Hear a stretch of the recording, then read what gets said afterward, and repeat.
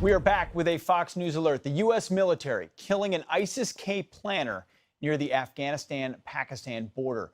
We're just learning new details. A U.S. Reaper drone flew to Afghanistan from a base in the Middle East to kill the ISIS-K planner, who was plotting, they say, quote, future attacks on U.S. forces in Kabul.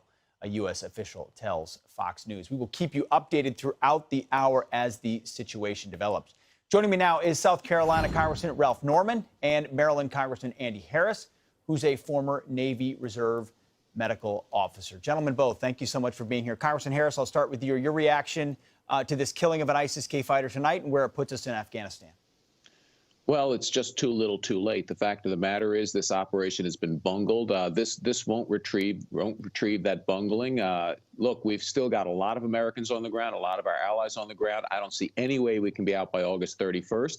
And I think the president has to extend that deadline, given what's happened over the last few days. So you think, Representative Harris, real quick, you think he can't even meet the August 31st deadline? You're anticipating that, logistically speaking, getting all U.S. troops out by then just isn't going to happen? That's right. You know, we still have to get hundreds, if not thousands, of Americans out. We have to get our allies out, those who hold the special immigrant visas, and their families. And then we have to evacuate 5,000 troops and equipment. That's a tall order for 4 days. Sure is. Representative Norman, your take on this strike first tonight.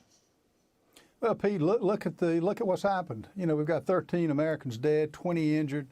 You know, this administration is a toothless tiger. I mean, they don't trust him.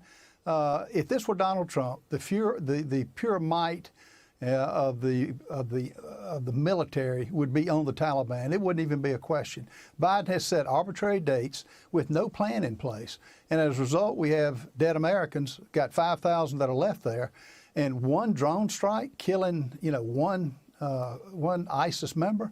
I mean, really, it's an embarrassment. And I don't see anything coming of it because look at his action, look at his record. And that's why we're trying to hold Blinken and others accountable, because I don't know who he's taking advice from, and whatever advice it is, it's not good. Well, that's what we booked you to talk about tonight, Representative Norman. First and foremost was the idea that both of you, Representative Norman and Harris, are introducing articles of impeachment for Secretary of State Blinken. If I may, Representative Norman, why state first? Why Blinken? Why do you view that's the place where accountability should start? He's Secretary of State. On January 26, he took an oath to defend the Constitution and protect the American people. He's failed in every respect. The problem he has, there's a timeline of events that took place, starting when Biden started giving dates, starting when the embassy was evacuated 3,000 people on April 27th. On May 15th, he got a memo that it was dangerous over there and to get Americans out. Bagram on July 2nd, which failed, we gave up, opened the prisons up to some of the most dangerous terrorists, along with all of our equipment. And it's just been a disaster from day one. And he doesn't. Look at what Mike Pompeo did for the years he was Secretary of State. He gave briefings. And he had an action plan. Blinken, simply in his role, has failed, and that's why the disaster is there. And whether Biden listens to him or not, he should resign. And that's why Dr. Harris and I were going to impeach him. And let's put it to a vote and see what happens. Do you think you'll get traction on this, Representative Harris? And do you think it should stop at state, or are there other officials you would look for accountability for as well?